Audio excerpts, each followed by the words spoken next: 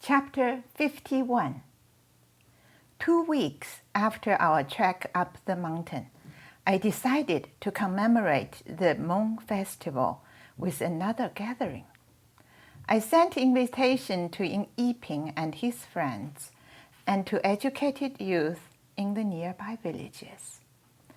2 days later, 10 young men and women joined Cuihua and me for the celebration. We asked everyone to bring something to add to our banquet.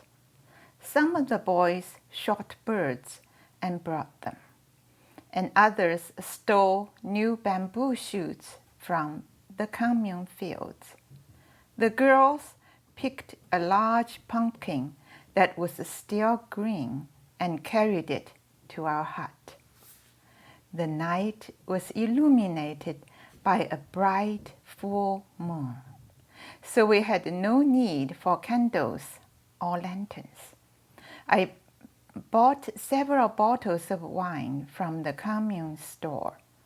Cuihua and I poured real wine for the boys and the wine mixed with water for the girls. We gathered around the table to eat.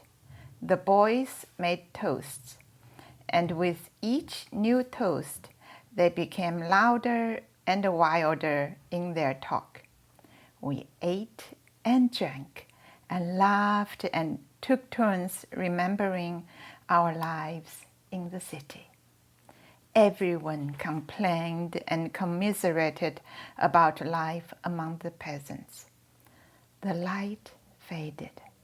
Yiping pulled me aside and asked if I wanted to go for a walk. We sneaked off together and strolled along the riverbank, talking about our hopes for the future and about how much fun it was getting together with the other educated youth. At a spot along the river was a large rock with a flat, smooth surface. Beside it was a tall willow tree. We sat on the rock. The bright moon made the night beautiful, and the only sound was that of the river rushing by.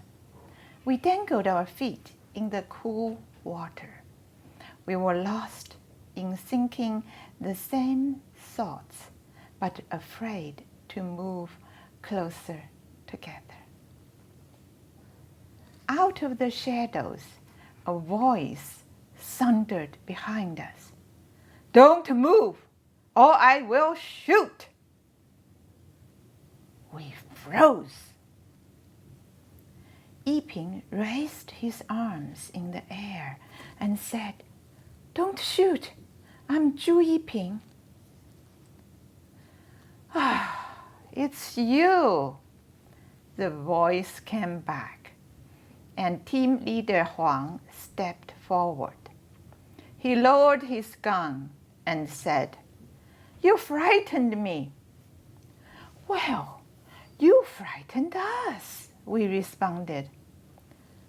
"I thought you were ghosts," he said.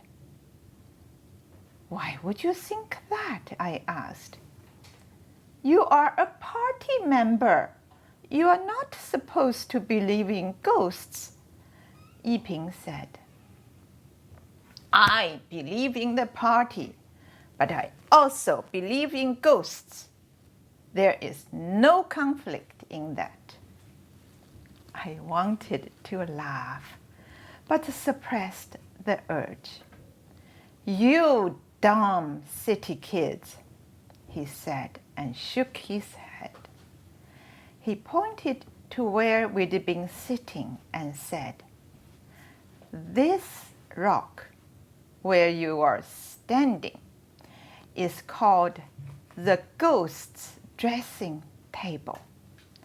The river is like a large mirror here, and when there is full moon, ghosts come here and sit on the rock and look at themselves in the river and comb their hair. That is why I thought you were ghosts, and that's why I brought my gun tonight. Most villagers won't come near this rock on the night of a full moon. Have these ghosts ever hurt anyone? I asked. People have disappeared in the river. Men and women and children.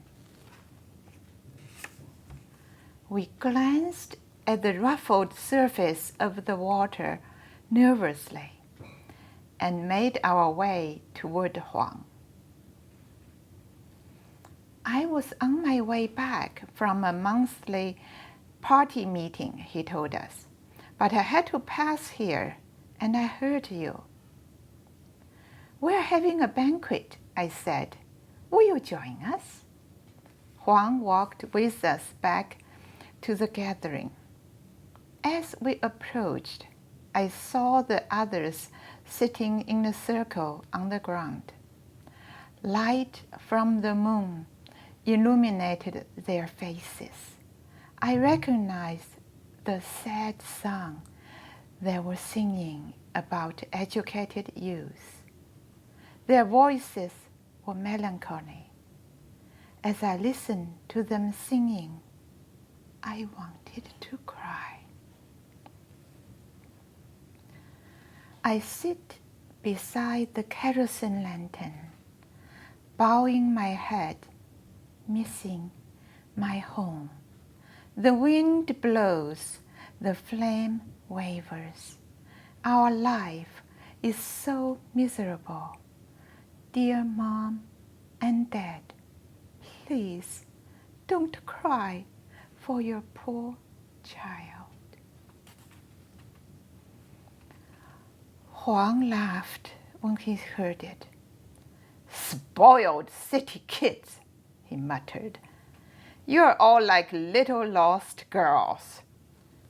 The others continued singing, and Yiping and I joined in. Team leader Huang stood to the side, listening and observing. When the song ended, one of the boys poured him a drink. He took the proffered cup and swallowed it in a single gulp. He put down his gun and sat on the ground with us, pulled out a cigarette and lit it, and asked for another drink. After 4 cups of wine and 3 cigarettes, Huang had difficulty standing and finding his gun in the dark. Going home? Yiping asked him. Yeah, Huang responded, slurring his words. Time for bed. He staggered away. After he had left, some of the boys complained about his thirst for a wine. Cheap bastard, one of them said, and the others chimed agreement.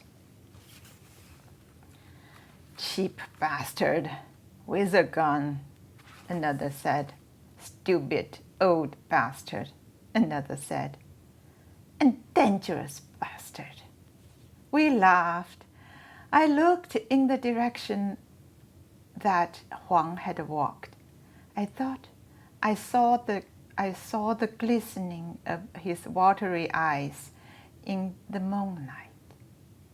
Shh, he's watching us, I told the others. Everyone became quiet. Then someone began to sing a slow, sad, familiar song about home. My home is on the Songhua River in the northeast. There are forests and coal mines. and soybeans and shogun cover the mountains and fields. There live my compatriots and my frail parents. One miserable day, I was forced to leave my hometown, giving up all that inexhaustible treasure, wandering,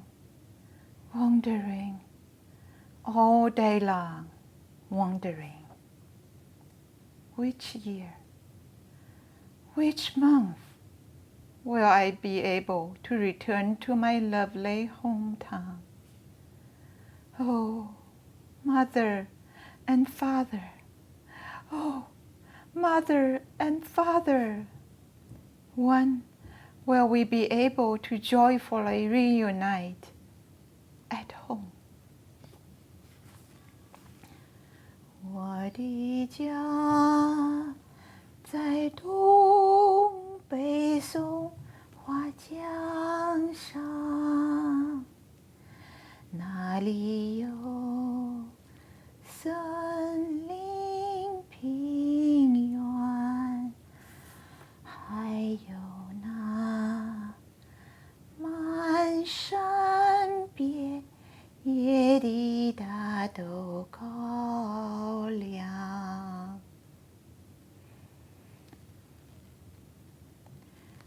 After working in the mountains for 6 months, I was granted a home leave. Team leader Huang issued me a permit to return to Wuhu for 2 weeks. When I arrived home, my parents were happy to see me, but at the same time worried about my health. Because of the diet in the mountains, consisting principally of rice, I had gained weight and was lethargic. Mother went out of her way to buy fresh vegetables and meat.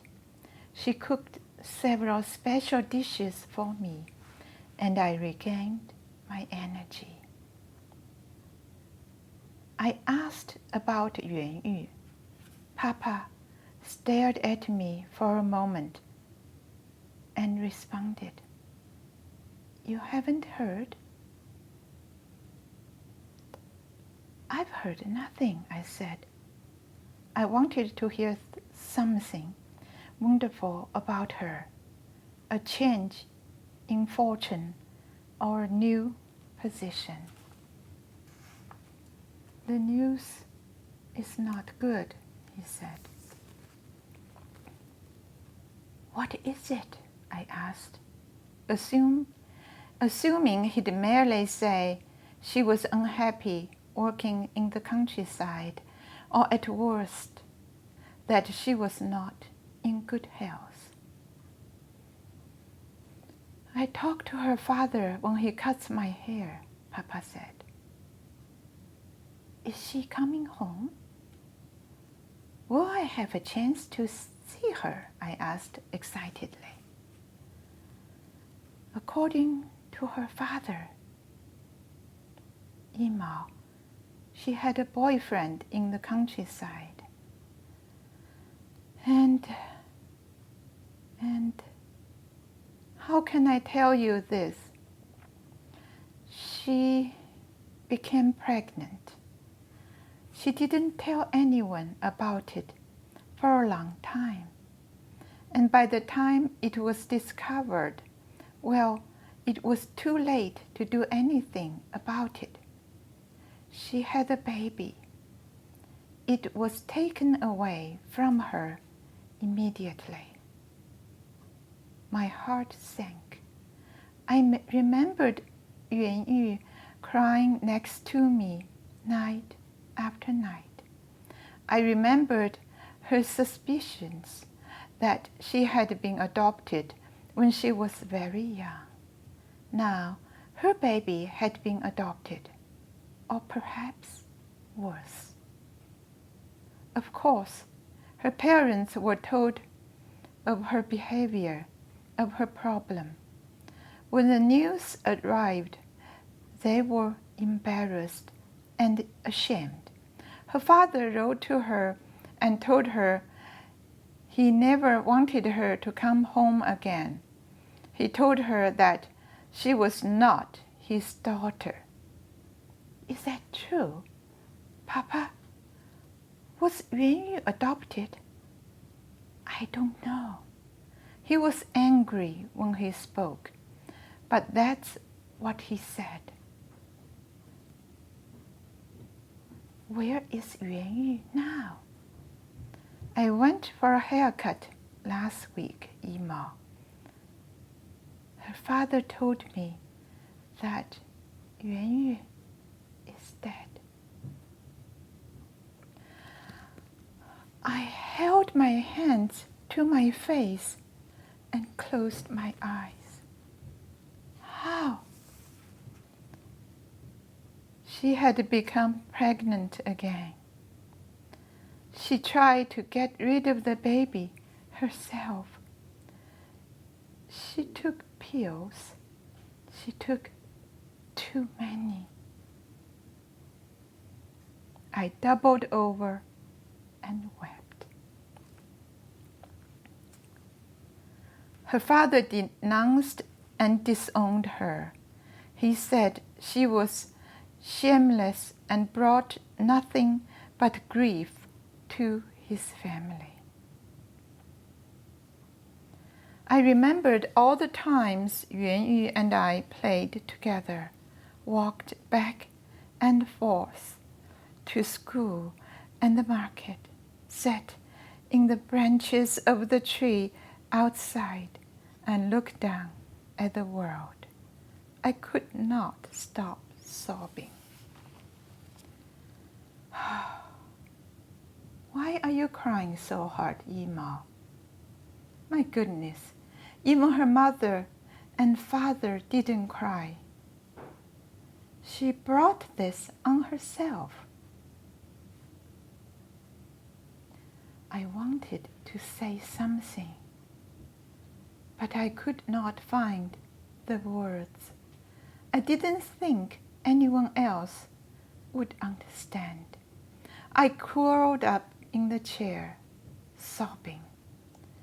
I knew if I went to my bed and lay down beside the wall, I would only think of her and cry harder.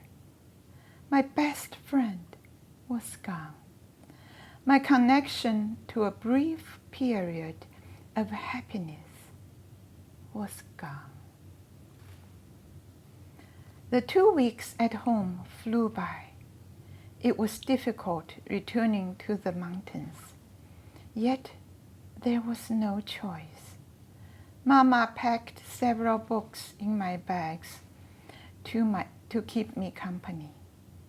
There were no tears this time at my departure. Mama and I exchanged looks of resignation and sadness.